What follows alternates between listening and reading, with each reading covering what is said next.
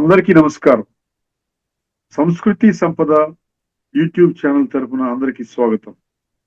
శ్రీమద్ భగవద్గీత ఆధ్యాత్మిక రహస్యాలు అనే శీర్షికలో శ్రీ త్రినాథ్ గారు ధారావాహిక ప్రసంగం చేస్తున్నారు. వారి ధారావాహిక ప్రసంగంలో ఈరోజు 637వ ప్రసంగం చేస్తున్నారు. శ్రీ త్రినాథ్ గారికి స్వాగతం. నమస్కారం అండి. ఓం శాంతి. శ్రీమద్ భగవద్గీత ఆధ్యాత్మిక రహస్యాలు ఈ యొక్క కార్యక్రమాన్ని వీక్షిస్తున్నటువంటి సోదర సోదరిమణులందరికీ కూడా హార్దిక స్వాగతం, సుస్వాగతం. ఈ ఎపిసోడ్లో మనము కఠోపనిషత్తులో పెడుతున్నామండి. కఠోపనిషత్తులో మొదటి అధ్యాయము 3వ వల్లి ఇది ప్రారంభించుకున్నాము. అందులో 1, 2, 3, 4 ఈ 4 మంత్రాలు మనం పూర్తి చేసుకున్నామండి. చర్చను చాలా క్షుణ్ణంగా అర్థం చేసుకునే ప్రయత్నం చేశాము. ఇప్పుడు కఠోపనిషత్తులోని 1వ అధ్యాయం 3వ వల్లిలోని 5 మరియు 6 ఈ 2 మంత్రాలని మనం కలిపి చర్చించబోతున్నామండి. శ్రద్ధ వహించండి. నేను ఎక్కడికక్కడ ఉపనిషత్తు శ్లోకాల మంత్రాల యొక్క రెఫరెన్స్ ఇస్తాను, గీత యొక్క రెఫరెన్స్ ఇస్తాను.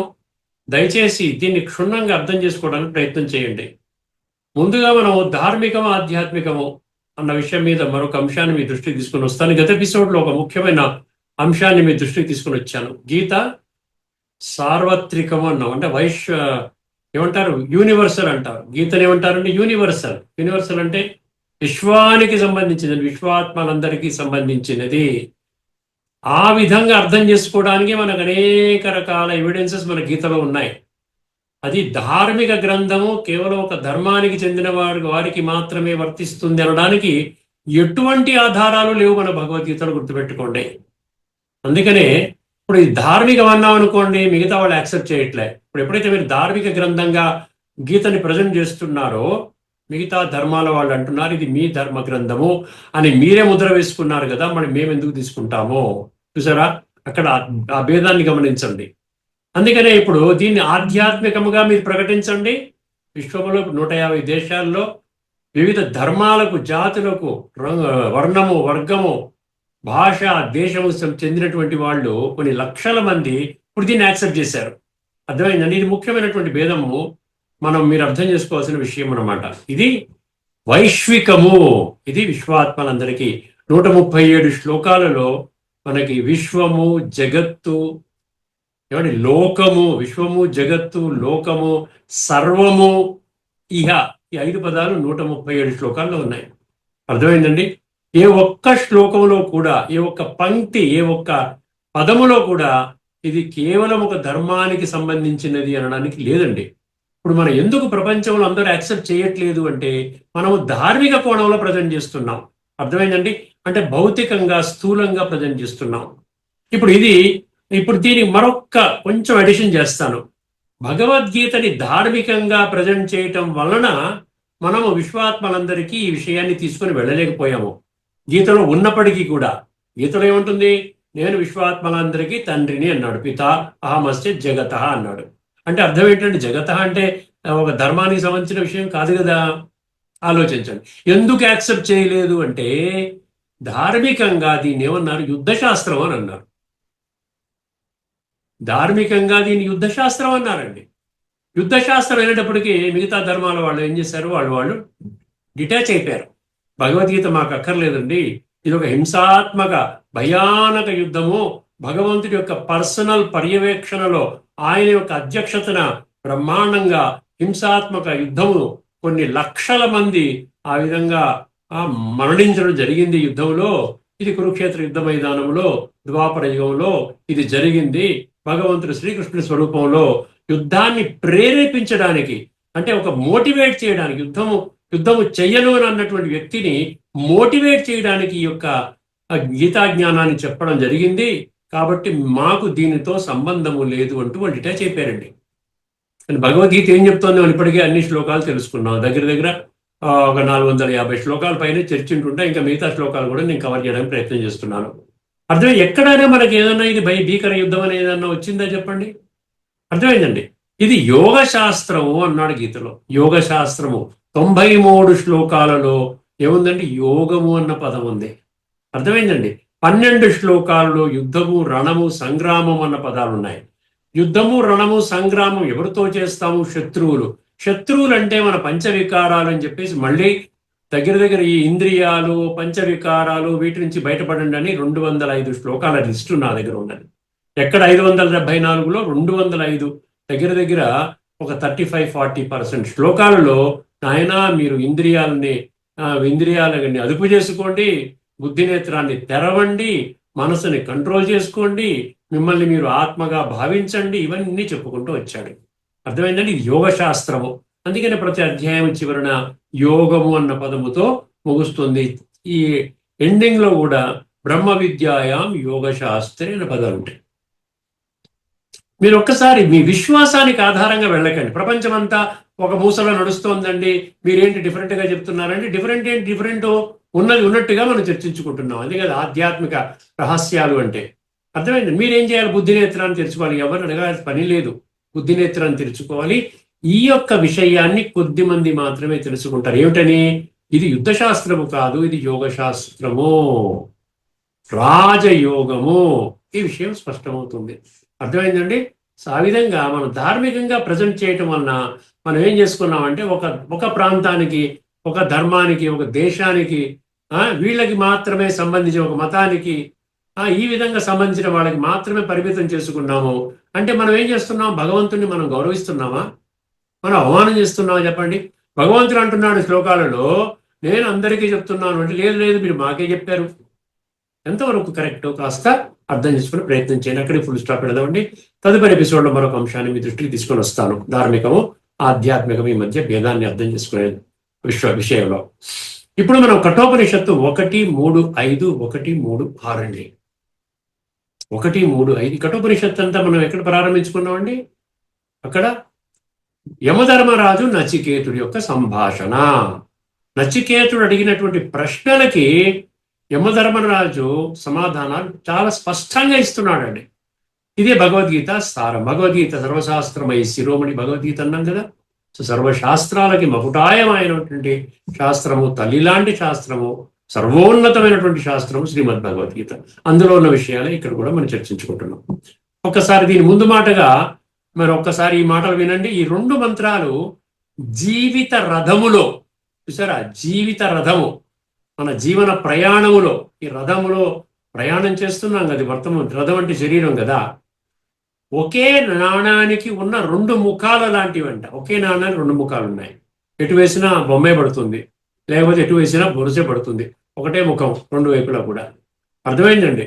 ఈ 2 మంత్రాలు జీవిత రథములో 1-3-5, 1-3-6 ఏమండి? 2 ఒకే నాణానికి ఉన్న 2 ముఖాల లాంటివి. మానవ మనస్తత్వం అన్నాడు అక్కడ. మానవ మనస్తత్వం అంతా మనస్తోనే సంబంధించిందండి. మానవ మనస్తత్వం ఏంటంట? మనిషి యొక్క మనస్సు మరియు బుద్ధి యొక్క స్థితిని వివరిస్తాయి. మనస్తత్వం అంటే ఏంటి? నీ యొక్క మానసిక స్థితి ఏమిటి? నీ బుద్ధి పనిచేస్తుందా? ఎలా పనిచేస్తుంది? ఎలా ఉన్నావు? ఇది మనకు తెలియజేస్తుంది అనమాట. ఈ రెండింటిని కలిపి అర్థము చేసుకున్నప్పుడే, అందుకని ఈ 2 శ్లోకాలు కలుపుకున్నాం.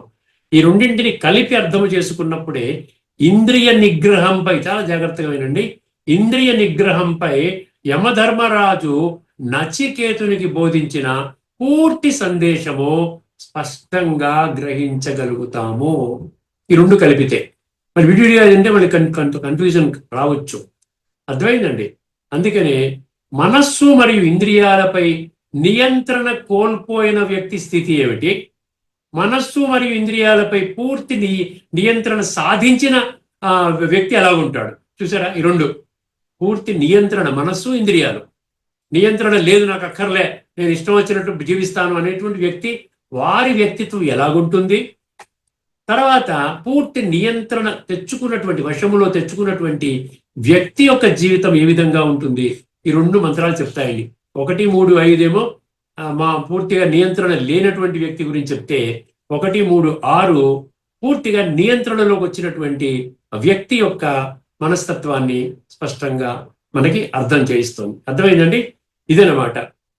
అదే విధముగా మనస్సు మరియు ఇంద్రియాలపై పూర్తి నియంత్రణ సాధించిన వ్యక్తి ఎలాంటి ఉన్నత స్థితికి చేరుకుంటాడో 1-3-6 మంత్రము స్పష్టము చేస్తుంది.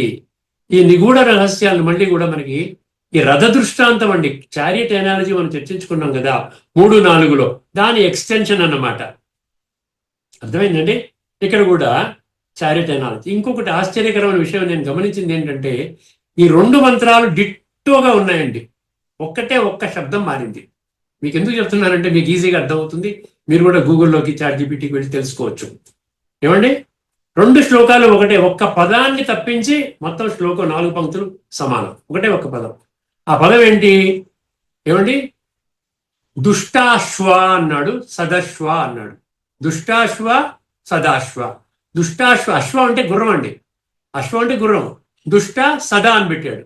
దుష్టాశ్వ అంటే మన మాట విననటువంటి గుర్రాలు, దీని ఇక్కడ చెడ్డ గుర్రాలు అన్నాడు. అర్థమైందండి? సదాశ్వ అంటే ఏమన్నాడు? మంచి గుర్రాలు అన్నాడు, అంటే మన మాట వింటాయి అన్నమాట అవి. అంటే ఈ 2 పదాలు తప్ప 2 శ్లోకాలు, 2 మంత్రాలు, అన్ని పదాలు కరెక్ట్, 100% మ్యాచ్ అవుతాయి. దుష్టాశ్వ, సదాశ్వ. జాగ్రత్తగా ఇప్పుడు మంత్రాన్ని జాగ్రత్తగా వినండి. తర్వాత మనం ఇందులో లోతైన తత్వాన్ని మనం అర్థం చేసుకునే ప్రయత్నం చేద్దాం. 1-3-5. 1-3-5 అదుపు లేని మనస్సు అజ్ఞాని లక్షణం అన్నాడు. అదుపు లేని మనస్సు అజ్ఞాని యొక్క లక్షణం. అజ్ఞాని అంటే నేను దేవు అనుకునే వాళ్ళ లక్షణం. అత్యధిక శాతం మనుషులు ఆ విధంగానే నడుస్తూ ఉన్నారు. అర్థమైందండి? ఒక్కసారి కామన్ గా ఉండేటువంటి ఆ శ్లోకాన్ని మీ ముందు ఉంచుతాను, మంత్రాన్ని మీ ముందు ఉంచుతాను, దాని ప్రకారంగా మీరు అర్థం చేసుకోవచ్చు. యస్త్వ విజ్ఞానవాన్ అంటే యహ తు అవిజ్ఞానవాన్ అన్నమాట.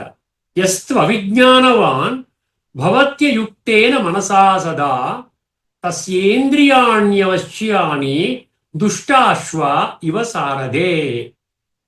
దాన్ని విడగొట్టినట్లయితే, పద విచ్ఛేదం చేసినట్లయితే, యహ తు అవిజ్ఞానవాన్ భవతి అయుక్తేన మనసా సదా తస్య ఇంద్రియాణి అవశ్యాని దుష్టాశ్వ ఇవ సారథే.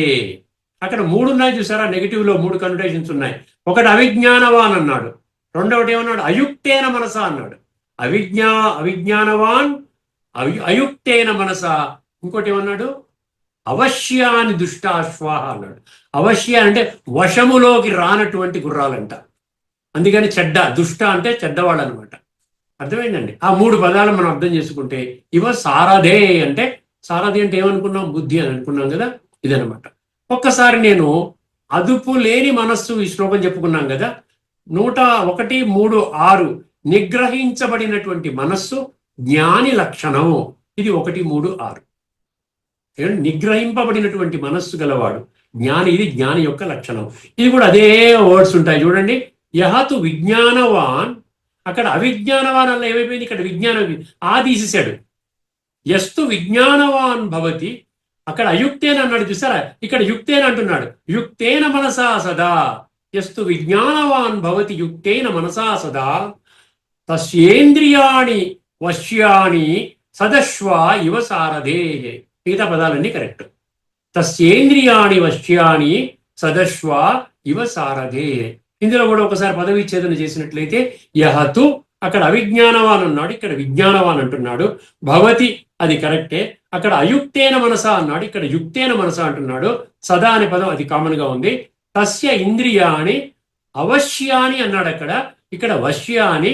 సదశ్వ అక్కడ దుష్టాశ్వ అన్నాడు, ఇక్కడ సదాశ్వ అన్నాడు. ఇవ సారథే, ఇది కామన్.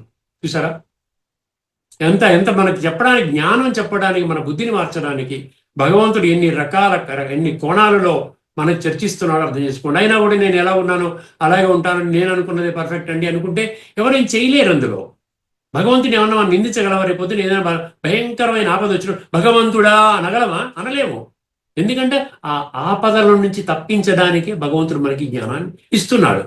నువ్వు నేను చెప్పినప్పుడేమో నిర్లక్ష్య వైఖరితో విడిచిపెట్టావు. తర్వాత తీవ్రమైనటువంటి కష్టాలు వచ్చినప్పుడు భగవంతుడా నువ్వేం చేస్తున్నావు, నా కష్టాలకి నువ్వే కారణమని నిందించడం ఎంతవరకు కరెక్టో ఆలోచించండి. అందుకనే భగవంతుడు ఇక్కడ ఏమంటున్నాడు? ఈ తాత్పర్యం, మొదటి శ్లోకాన్ని తాత్పర్యం జాగ్రత్త వినండి. 1-3-5 అది అజ్ఞాని లక్షణము, అదుపు లేని మనస్సు ఉన్నటువంటి అజ్ఞాని లక్షణం. దాని తాత్పర్యం ఏమిటి? ఎవరు, చాలా జాగ్రత్తగా వినండి, ఎవరు ఎల్లప్పుడూ అదుపు లేని మనస్సుతో ఉంటారో, మనసు మన మాట వినదు. భగవంతుడు మన్మనాభవ అంటాడు, నీ మనసు నాకు ఇచ్చే అంటాడు. ఎక్కడ ఇవ్వగలుగుతామంటే అభ్యాసం కావాలి దానికోసం. ఎవరైతే ఎల్లప్పుడూ అదుపు లేని మనస్సుతో ఉంటారో వారి బుద్ధి దగ్గర ఏమి ఇచ్చాడు బ్రాకెట్లో, విచక్షణ అని ఇచ్చాడు. అర్థమైందండి?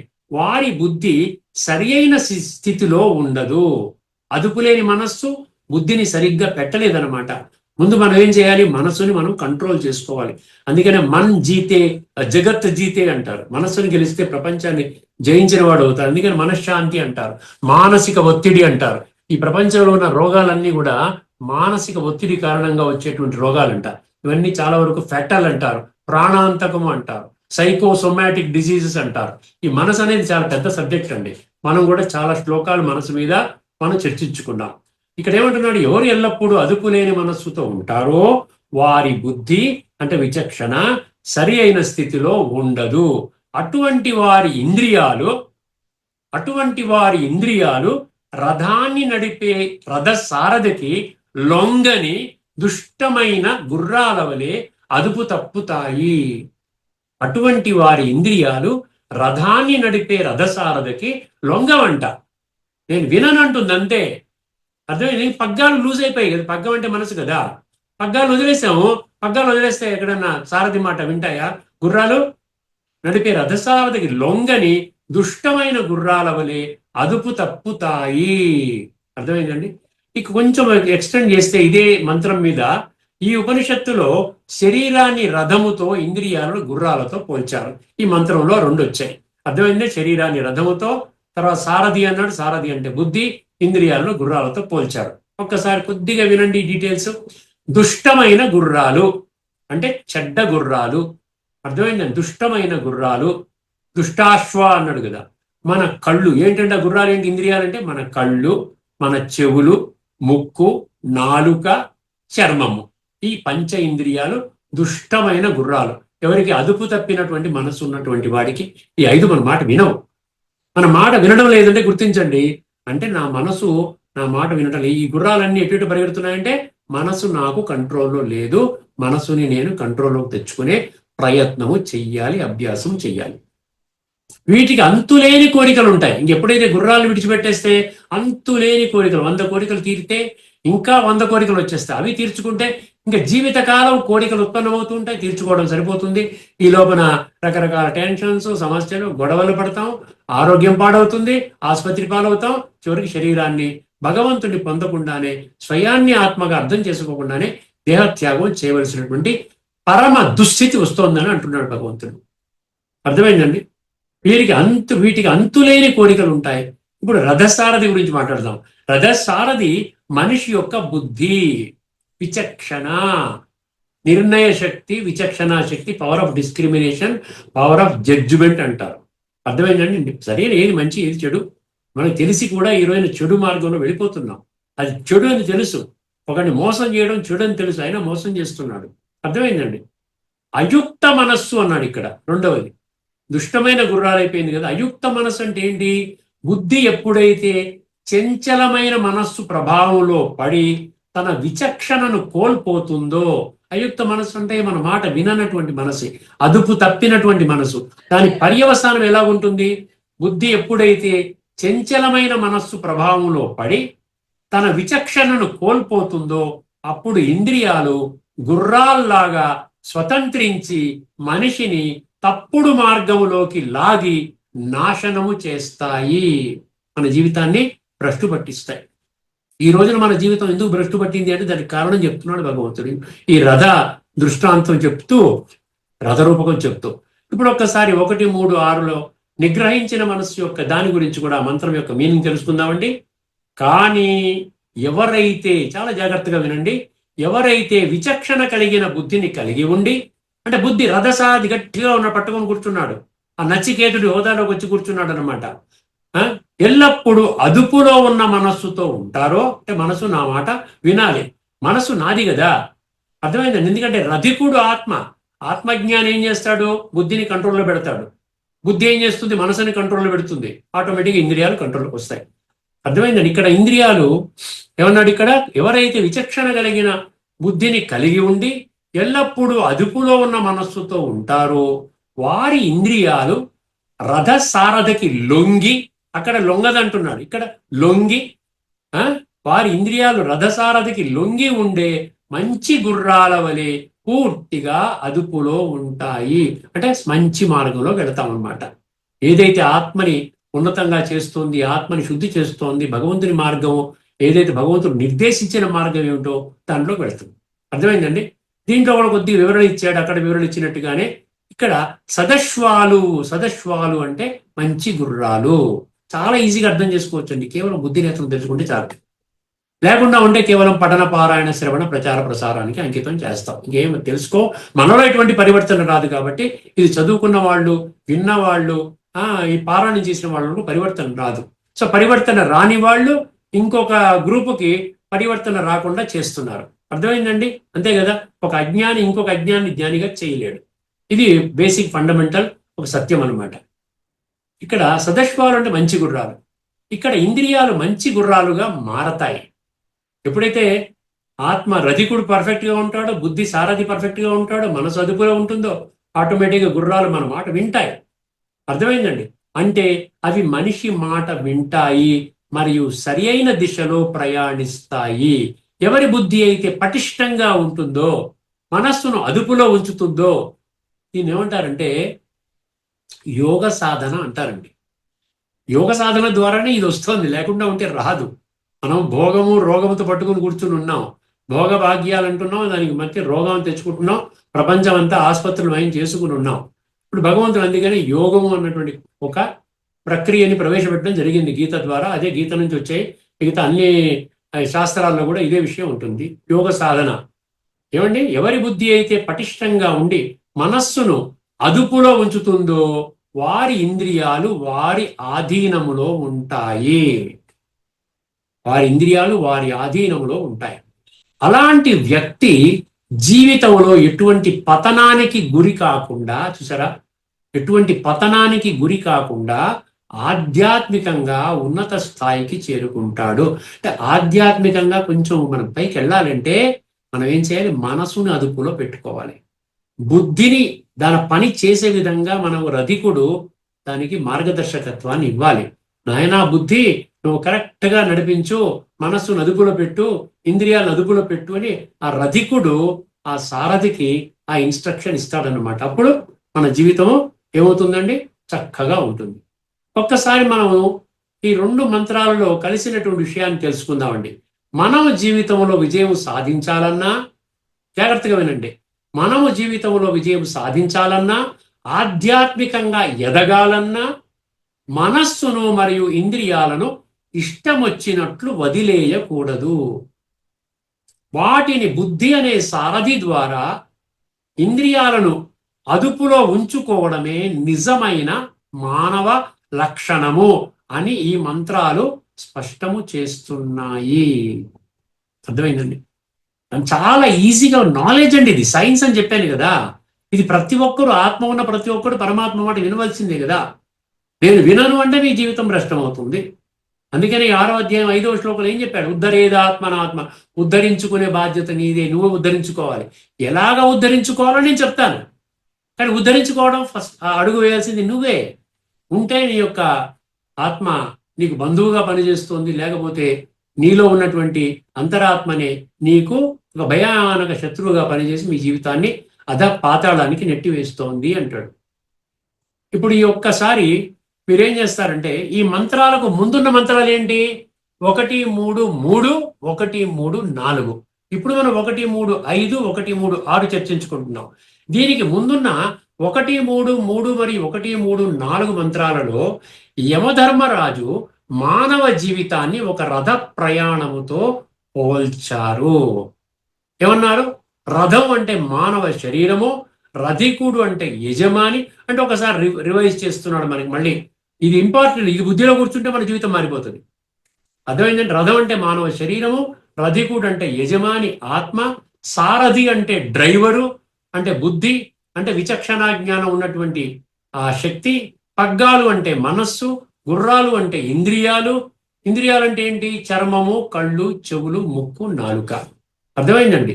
తర్వాత మార్గాలు, ఎట వెళ్తుంది మార్గం అంటే ఇంద్రియ విషయాలు. లౌకిక సుఖాలు. అర్థమైందండి? లౌకిక సుఖాలు, ఇంద్రియ విషయాలు, అదేమో రాంగ్ డైరెక్షన్లో వెళితే. లేకుండా ఉంటే వైకుంఠం, స్వర్గంలోకి వెళ్ళటము, శ్రేష్టమైన జన్మలు తీసుకోవడము, చక్కగా పరమాత్మ యొక్క ధర్మ సంస్థాపన కర్తవ్యములో మనం పాలు పంచుకోవడము, ఎంజాయ్ చేయడం, లైఫ్ని ఎంజాయ్ చేయడం అనమాట. అర్థమైందండి? ఇప్పుడు ఈ రెండు మంత్రాల్ని కలిపి ఒకసారి మనం అర్థం చేసుకుందామండి. ఎవరి బుద్ధి అయితే విచక్షణ కోల్పోయి అదుపులేని మనస్సుతో ఉంటుందో వారి ఇంద్రియాలు లొంగని దుష్ట గుర్రాల వలె, దుష్టాశ్వ, అర్థం చేసుకోండి. దుష్టాశ్వ, అశ్వం అంటే గుర్రము, దుష్టాశ్వ అంటే లొంగనటువంటి గుర్రాలు. దుష్ట గుర్రాల వలె రథాన్ని ప్రమాదంలోకి నెడతాయి. అర్థమైందండి? రథాలను ఏం చేస్తుంది? అక్కడ మురికాలంలో పడేస్తుంది. అంటే విషయ వికారాల వలయంలో మొత్తంగా దూర్చేసి ఎంజాయ్, నీ ఇంద్రియ సుఖాలు ఎంజాయ్ చేసుకో, నీ జీవితం భ్రష్టు పట్టించుకో అని చెప్తాయి. అర్థమైందండి? కానీ ఎవరి బుద్ధి అయితే వివేకముతో ఉండి నిశ్చలమైన మనస్సుతో ఉంటుందో, నిశ్చలము, అక్కడ అదుపు తప్పిన మనసు అన్నాడు, ఇక్కడ నిశ్చలమైన మనస్సుతో ఉంటుందో వారి ఇంద్రియాలు లొంగి ఉండే మంచి గుర్రాల వలె, అంటే సదశ్వ అన్నాడు. సదశ్వ, దుష్టాశ్వ, మంచి ఆ గుర్రాల వలె రథాన్ని సురక్షితముగా గమ్యస్థానానికి చేరుస్తాయి. గమ్యస్థానం అంటే ఏంటి? గమ్యస్థానం అంటే ఆత్మలో జన్మలుగా నిక్షిప్తము కాబడినటువంటి కుసంస్కారాలు, తమో ప్రధాన సంస్కారాలని మనము రాజయోగ ప్రక్రియ ద్వారా సాత్విక సంస్కారాలుగా తయారు చేసుకోవడం, దాని పర్యవసానం ఫలితము స్వర్గంలోకి మనకి ఎంట్రీ, అది ఫిక్స్ అవుతుంది. ఇప్పుడు ఒక్కసారి ముఖ్యమైన ఇందులో అంశాల వివరణ అన్నాడు. కీ టేక్అవేస్, మనం ఏం తీసుకోవాలి? ఈ రెండు మంత్రాల నుంచి మనం ఏం తీసుకెళ్తాం ఇంటికి? చూసారా, టేక్ అవే అంటారు కదా, ఫుడ్ ఇక్కడ పెట్టి రెస్టారెంట్లో టేక్ అవే ఏంటి? ఈ రోజు ఇడ్లీ ఉంది, వడ ఉంది, ఇది ఉంది, దోశ వేసాం, పెసరట్టు వేసి చెప్తారు కదా. ఇప్పుడు ఈ రెండు మంత్రాలని మనం ఏం తీసుకోవాలి, ఏం తినాలి, ఎటువంటి భోజనం మన ఆత్మకి ఇవ్వాలి? అర్థం చేసుకోండి. రెండు విరుద్ధ స్థితులు ఉన్నాయి ఇక్కడ. రెండు వైరుధ్యముతో కూడినటువంటి పారాడాక్సికల్ సిచ్యువేషన్స్ మనం చూస్తున్నాం. రెండు వైరుధ్య స్థితులు ఏమిటి? 1, 3, 5 మంత్రము అజ్ఞాని లేదా అదుపు లేని వ్యక్తి స్థితిని చెబితే, అదుపు లేని వ్యక్తి స్థితి. 1, 3, 6 మంత్రము జ్ఞాని లేదా యోగి యొక్క స్థితిని వివరిస్తుంది. అంటే మంచివాడు, చెడ్డవాడు. అర్థమైంది? 7వ అధ్యాయంలో 7వ అధ్యాయం 3వ శ్లోకంలో చెప్పినట్టు కొద్ది మంది ఉన్నారు సారా, అది ఆ మంచివాడి లక్షణం అన్నమాట. పరమాత్మ మాటలే శిరోధార్యము. ఇప్పటి వరకు నేను ఎన్నో రకరకాలు విన్నాను, దేనివల్ల కూడా నా మనసు ప్రక్షాళనం కాలేదు, బుద్ధిని సరైనటువంటి మార్గంలో పెట్టలేదు, పరమాత్మ దర్శనం కాలేదు, నాకు అంతా స్థూలములోనే ఆలోచిస్తూ ఉన్నాను అని ఆ విధంగా. లేక మిగతా వాళ్ళంతా దుష్టాశ్వలు అంటే ఏంటి? అత్యధిక శాతం నేను దేహం అనుకుని దైహిక సుఖాల కోసమే జీవితాన్ని ఆ విధంగా పణం పెట్టేవాళ్ళు. పగ్గాల ప్రాముఖ్యత, పగ్గాలు అంటే మనస్సు, ఇక్కడ మనస్సు అన్నాడు కదా, పగ్గాల ప్రాముఖ్యత మనస్సు. దీని ద్వారా ఏమవుతుందండి? గుర్రాలు, పగ్గాలు గట్టిగా ఉన్నాయనుకోండి, గుర్రాలు అంటే ఇంద్రియాలు ఎంత శక్తివంతమైన గుర్రాలు, ఎంత పవర్ఫుల్, అమెరికా నుంచి వచ్చేయండి గుర్రాలు, చాలా టాప్ స్పీడ్కి వెళ్ళిపోతాయి. ఎంత పవర్ఫుల్ శక్తిశాలి గుర్రాలైనా, శక్తివంతమైనవైనా వాటిని నియంత్రించేది పగ్గాలే. ఈ పగ్గాలను విడిచిపెట్టామా చాలు, బుద్ధి పనిచేయదు. ఇంకా గుర్రాలు వాటంతట అవి ఎట్టో వెళ్ళి ఎక్కడో మనని పడేస్తుంది అనమాట, వికారాల కూపంలోకి నెట్టివేరుస్తోంది. మనస్సు సరిగ్గా లేకపోతే ఇంద్రియాలు ఇష్టం వచ్చినట్టు ప్రవర్తిస్తాయి. మనస్సు సరిగ్గా లేకపోతే ఇంద్రియాలు ఇష్టం వచ్చినట్టు ప్రవర్తిస్తాయి. సారథి అంటే బుద్ధి, పగ్గాలను పట్టుకునేది ఎవరు? ఏమండి, సారథి అంటే ఎవరు? బుద్ధి కదా. అది పగ్గాలను పట్టుకుంటుంది అనమాట సారథి, ఆ బుద్ధి. బుద్ధికి ఏది మంచి ఏది చెడు అనే విచక్షణ ఉంటేనే అది మనస్సును అదుపులో ఉంచగలదు. అది ఏది తెలియాలి కదా. అందుకని ఇక్కడ ఏమన్నాడు? అవిజ్ఞానవాన్ అన్నాడు, విజ్ఞానవాన్ అన్నాడు. అర్థమైందండి? అయుక్త మనస్సు అన్నాడు, యుక్త మనస్సు అన్నాడు. అర్థమైందండి? అదేవిధంగా వశము ఉన్నటువంటి గుర్రాలు, వశము లేని గుర్రాలు అన్నాడు. చూసారా, అక్కడ 2 పెట్టాడు. అందుకనే అలాగూ తెలుసుకుంటేనే, ఈ విచక్షణ ఉంటేనే అది మనస్సును అదుపులో ఉంచగలదు. సారాంశం చెప్పుకుందామండి. సారాంశం చెప్పి మనము ముగించుకుందాం ఈ ఎపిసోడ్. తదుపరి ఎపిసోడ్లో నేనేం చేస్తానంటే, గీత సమర్థించేటువంటి, మద్దతు పలికేటువంటి శ్లోకాలు కొన్ని మీ దృష్టికి తీసుకొని వస్తాను. తర్వాత ఇతర ఉపనిషత్తు మంత్రాలు కూడా ఈ యొక్క మంత్రాల్ని 1, 3, 5, 1, 3, 6 సమర్థించే విషయాలు మీ దృష్టికి తీసుకొని వస్తానండి. ముందు సారాంశము, కంక్లూజను. ఈ 2 శ్లోకాలు కలిపి ఇచ్చే సందేశం ఒక్కటే. మన ఇంద్రియాలు మనకు దాసులుగా ఉండాలి, కానీ మనము వాటికి దాసులము కాకూడదు. మళ్ళీ చదువుతున్నాను. మన ఇంద్రియాలు మనకు దాసులుగా ఉండాలి, కానీ మనము వాటికి దాసులము కాకూడదు. బుద్ధి ద్వారా మనస్సును, మనస్సు ద్వారా ఇంద్రియాలను అదుపులో ఉంచుకున్నవాడే జీవితములో ఉన్నతమైన ఆధ్యాత్మిక గమ్యాన్ని, అంటే పరమ పదాన్ని చేరుకోగలుగుతాడు. అర్థమైందండి? బుద్ధి ద్వారా మనస్సును, మనస్సు ద్వారా ఇంద్రియాలను అదుపులో ఉంచుకున్నవాడే జీవితములో ఉన్నతమైన ఆధ్యాత్మిక గమ్యాన్ని, పరమ పదాన్ని చేరుకోగలుగుతాడు. అర్థమైందని ఇక్కడతో మనం ఈ చర్చను ముగించుకుందామండి. తదుపరి ఎపిసోడ్ లో ఇదే విషయాన్ని మనం కంటిన్యూ చేసి పరిపూర్ణం చేసుకుందాము. అంతవరకు సెలవు. అందరికీ నమస్కారము. లోకా సమస్త సుఖినో భవంతు. ఓం శాంతి.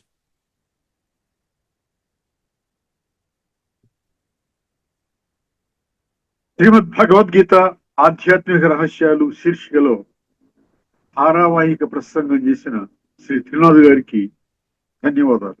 నమస్కారం అండి.